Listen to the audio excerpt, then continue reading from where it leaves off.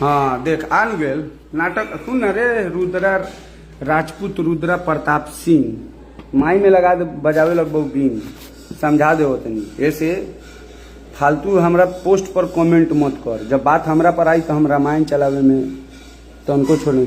हाँ महेश पांडे भैया बहुत मेरा सपोर्ट करते हैं, लव यू भैया। और उन अगर वो गलत भी हैं तो भाई मैं उनके लिए सौरभ ऐश्वर्या खड़ा है 24 घंटा। उन्होंने मेरा इतना सपोर्ट किया और मेरा वीडियो आया जाके देखिए। रे साला ऐसा करो, हम बिहार के हैं, बिहार को ये करो ना। तू तो अपने जगह के बारे वो लोग के चर्चा ना कर ली, खाली दिन भर पवन पापा करत रही सुबह में। तू आज सुबह चलिए हमारे बहुत ही अच्छे छोटे भाई सागर संगम यादव जुड़ गए हैं। मोतिहारी में देबू की चौकिया में चली, बहुत बहुत धन्यवाद।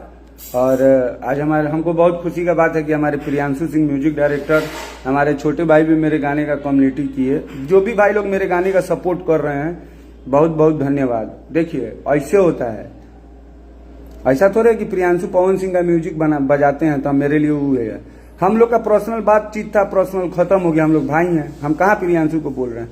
आप लोग अपना वीडियो बनाते हैं, जितने भी यूट्यूबर हैं, जितने भी क्रिएटर हैं, आप लोग अपना वीडियो बनाते हैं, अपना वीडियो बनाइए। आपको अगर अपने पवन पापा का तारीफ करना है तो पवने पापा का तारीफ कीजिए। खेसारी पापा का नाम काहे लेते हैं, बोले ना इवेंट में बेटवा सा, तब बताओ पवनो भैया के बेटा, खेसारियो भैया के बेटा, तो भोजपुरी समाज के कौन चीज लगबे, ओकरो तो बेटे नु भेले।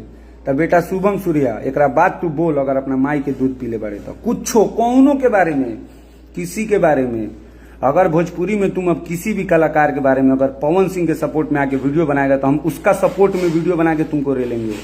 इसलिए अच्छा है कि वीडियो बनाओ, कोई भी भोजपुरी में विवाद नहीं करो। विवाद करोगे तब फिर जाना लिस तरीका तब पते बा बड़ी रेलनी हम। बाकी छोटा देर के लाइव रलक है, छोटा देर के लाइव रलक है।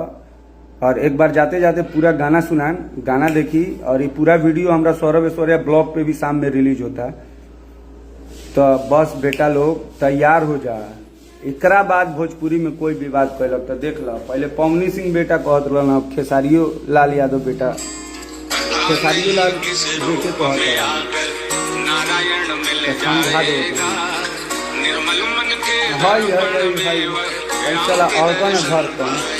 अरे और कौन है घर बाबू लगन तोरा ऐसा वीडियो बनता तू जितना में अपन वीडियो करावल गंजा घर तू जितना में वीडियो करलिस समझ ले, उतना खाली DI के देले बनी, उतना के खाली वीडियो, उतना के खाली DI करले बनी, समझ ले रे। आगे कॉलेज की मोतिहारी के कोनो ब्यास बाप है, तुमको पैदा ना किए रे, तोरा नाम बनाए हैं रे, दिन बुलालिस रे। देख बाप जन्म तो रुपया देखलक ना, रुपया देखला के बाद बुझेला शुद्ध से भोसड़ी वाला तोरा हिंदी बोले आवल रे धनजैया। तू कहले बारे शिव सहनी के औलाद मिली है ना तो रिकॉर्डिंग वायरल करे में हम। तू बहुत गलत कैले बारे हमरा साथे गलत कैले बारे, पिछू तू हमरा खाली मिल ना बहुत और तोर ई अगर ओरिजिनल बाप के पैदाइश हुई तो मिली हमरा से, ई मिली। ये अपन कौन कौन बाप के अमरी बुलावत। एक बेर तो बकस देले रही, लेकिन अब ना, अब उहे लोग तोरा पेली। तो बाकी चलो तनी भाई, अब वीडियो के शेयर करी। हमार वीडियो आ गया बा जहाँ गोली चलेला दिने दहाड़े, एक राज बा उहो बिहारे।